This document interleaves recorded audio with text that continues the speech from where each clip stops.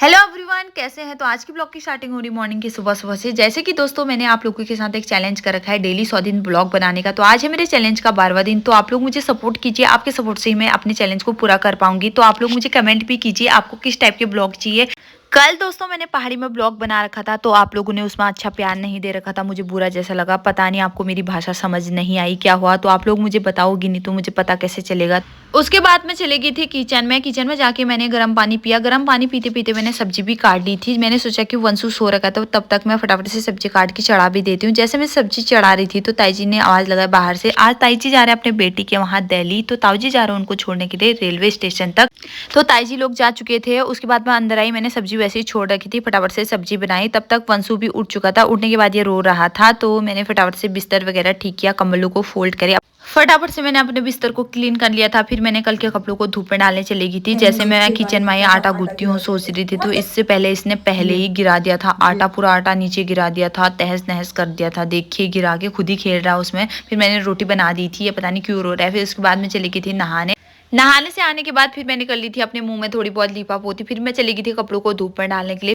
जैसे मैंने कपड़ों को धूप में डाला तो उतनी अच्छी धूप तो नहीं आ रखी थी। यहाँ पे वंश खेलता है हमेशा जूते चप्पलों से। उसके बाद मैंने ताईजी के बगीचे से फूल तोड़ा और भगवान जी की पूजा करी। भगवान जी की पूजा करने के बाद मैं लेके आ चुकी थी खाना। खाने में था गोभी की सब्जी, मटवे की रोटी। उसके बाद मैंने चाय बनाई, फिर मैं खाने लग गई थी। वंश को भी खिलाया मैंने। खाना खाने के बाद मुझे आज एक बहुत पुरानी फोटो मिली मेरी शादी से 5-6 साल पहले की, जिसमें मैं और मेरे फ्रेंड थे।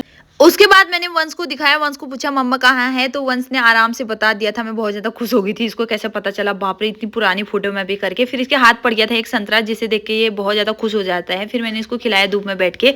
फिर मैं कपड़ों को उठा के लेके आई। उसके बाद मैंने एक पपीता तोड़ा। फिर मैं अंदर आके इसके लिए दलिया बनाने लग गई थी, क्योंकि इसने खाना कम खाया था पहले। फिर इसको मैंने खिलाया, सो गया था ये। जब ये सोता है तो मुझे भी थोड़ा सा रिलैक्स मिलता है, मैं भी थोड़ा आराम करती हूँ। फिर ये उठ चुका था। फिर शाम को मैंने फिर से इसको थोड़ा सा ओट्स खिलाया। ओट्स खिलाने के बाद हम रेडी हो चुके थे। वंश को भी पैक वैक किया, टोपी ओपी पहनाई, हम चले गए थे। उसके बाद वहां पहुंचते ही हमारे रोंगटे खड़े हो गए थे, क्योंकि वहां पे बहुत ही बड़ा हादसा हो रखा था। एक लेडीज वहां पे किराए पे रहती थी, उन्होंने फांसी खा रखी थी। पता नहीं क्या बात हुई, उन्होंने ऐसा कदम क्यों उठाया। तो आप लोगों के ऊपर कैसी भी परिस्थितियां आए, आप लोगों को ये कदम नहीं उठाना चाहिए, अपने बच्चे का मुंह देख लेना चाहिए। तो यहाँ पे बहुत ज्यादा हंगामा हो रखा था, पुलिस वुलिस और एम्बुलेंस वगैरह आ रखे थे। फिर मैं आ चुकी थी दूर लेके आई। तो यहाँ पे दीदी लोग मिले मुझे, आग जला रखा था यहाँ पे। मैं भी बैठ गई इनके साथ थोड़ा सा। ये दीदी बुनाई भी कर रहे हैं और बैठे भी हैं, सभी लोग आग सेक रहे हैं। फिर जगह जगह पे आग जला रखा है, क्योंकि बहुत ज़्यादा ठंडा हो रखा है, कोहरा लगा है।